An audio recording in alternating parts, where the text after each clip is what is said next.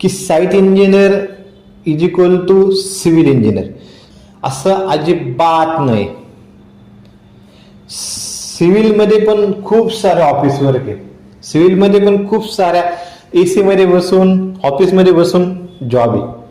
पण एक माझं वैयक्तिक मत आहे, जर तुम्ही सिव्हिल इंजिनियर असाल तर कमीत कमी 6 महिने तुम्ही साईटवरती राहायला पाहिजे, कमीत कमी 6 महिने. पण ते 6 महिने फक्त लेबरच्या हजेऱ्या लिहायच्या कामाचे नाही, फुटिंग पासून तर स्लॅब पर्यंत तुम्हाला प्रॉपर प्रत्येक गोष्ट समजली पाहिजे की साईटवरती काय चुका होत्या आणि त्या चुका कशा निस्तारायच्या असतात.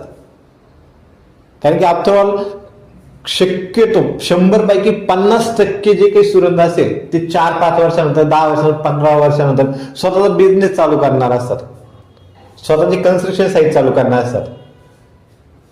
तेव्हा आता आपण आपल्या चुकांमधून तर शिकणारच आहे, पण आपल्या चुकांमधून जर सर्व शिकायला गेलो तर आपली जिंदगी आपल्याला कमी पडते.